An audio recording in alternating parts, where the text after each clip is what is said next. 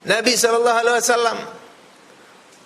mengingatkan kepada kita betapa pentingnya peranan ulama di tengah umat Islam, agar iman dan takwa tetap terjaga, agar keberkahan dunia tetap ada.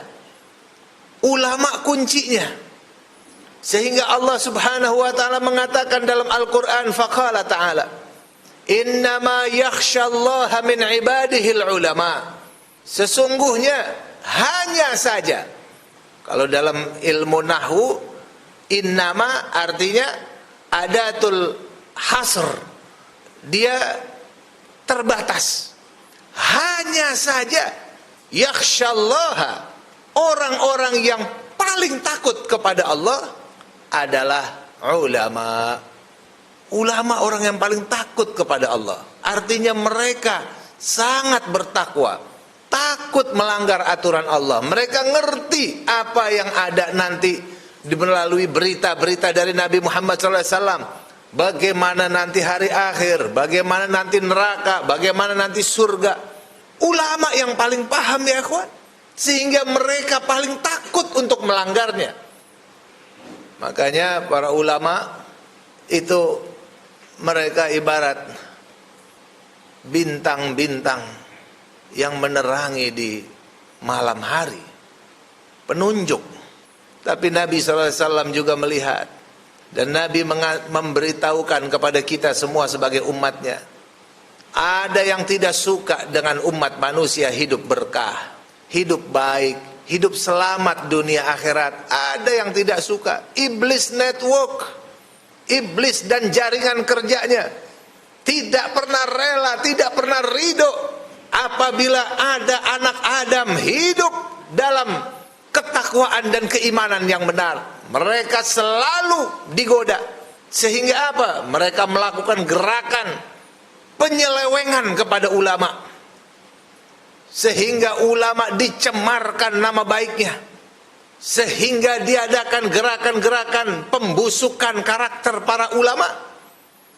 Kemudian Nabi SAW sudah memberitakan melalui banyak hadisnya. Nabi SAW mengatakan, sayati zamanun ala ummati yafirruna minal ulama'i wal fuqaha.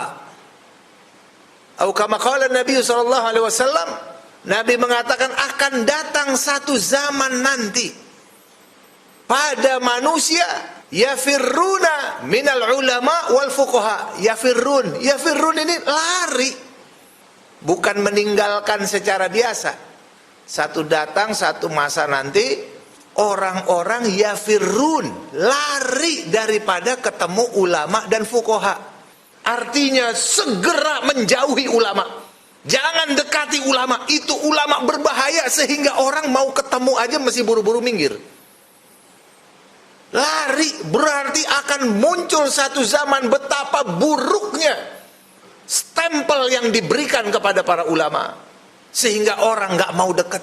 Dibilang kuno, dibilang paranormal, dibilang dukun, dibilang radikal, dibilang ekstremis, intoleran, dan seterusnya dan seterusnya.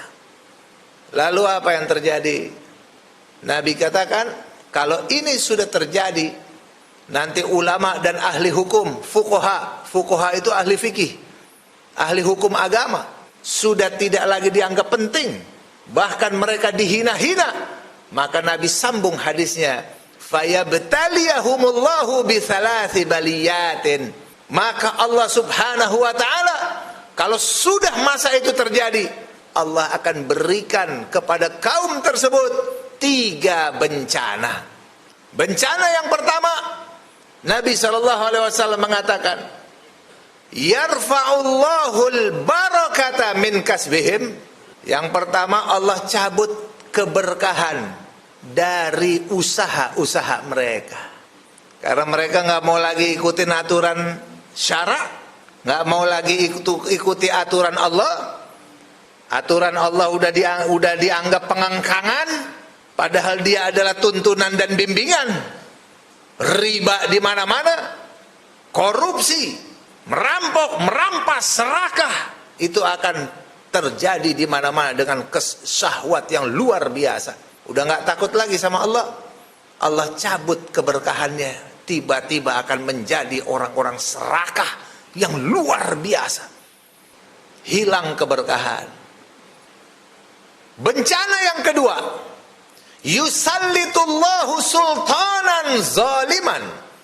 Allah akan kirim untuk orang tersebut, kaum tersebut, sultanan zaliman, pemimpin yang zalim, pemimpin yang menjual hak-hak rakyat, pemimpin yang menghinakan rakyat, yang menganiaya rakyat, tak peduli siapa dia. Orang yang pengen tenang di zaman itu, dia harus berkolaborasi dengan penguasa yang zalim juga. Jadilah bahu-membahu, tolong-menolong dalam kezaliman. Bencana besar. Yang ketiga, yakhrujuna minad dunya bighairil iman. Keluar dari dunia ini tanpa membawa iman. Dianggap nggak penting agama. Agama sama aja, semua agama sama kok.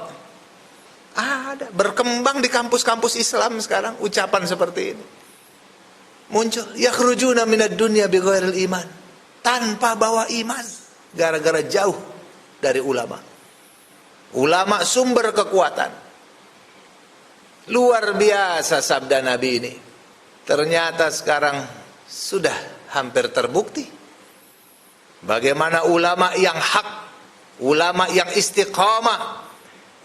Dimulailah gerakan-gerakan mengkebiri ulama terlebih dahulu, karena ulama adalah sumber kekuatan moral, akhlak, iman, mental, spiritual. Adanya di ulama. Ada ulama yang tergiur dengan dunia, ulama yang cinta dunia. Dikenal dalam bahasa agama adalah ulama usu. Mereka akan dipegang oleh para umaro sebagai apa? Sebagai justifikasi, sebagai pembenaran, sebagai ulama rujukan. Walaupun mereka bisa menjual apapun dari agama ini demi urusan kepentingan dunia, bukan kepentingan akhirat, bukan keselamatan rakyat. Oleh karena itu ibadah Allah, nggak ada cara lain. Dalam sebuah hadis Nabi Muhammad SAW mengatakan, ulama'u ummati ka'ambiya Bani Israel. Ulamanya umatku seperti nabi-nabi Bani Israel. Zaman dulu orang-orang Bani Israel ngumpulnya itu di nabi-nabi mereka, tempat minta fatwa, tempat minta ngumpul, tempat base campnya mereka di para ambiya. Begitu para nabi sudah tidak ada, tinggal ulama sekarang. Nabi udah nggak ada sekarang, tinggal ulama. Di situ ada ilmunya Nabi. Ini juga sekarang yang dianggap sebagai bahaya. Sebenarnya bahaya bagi iblis dan kroni-kroninya, bahaya bagi setan dan jaringan-jaringannya. Karena ulama tetap menjaga keseimbangan ruhani, jasmani, fikri. Itu semuanya diatur dalam aturan bimbingan Allah Subhanahu wa ta'ala.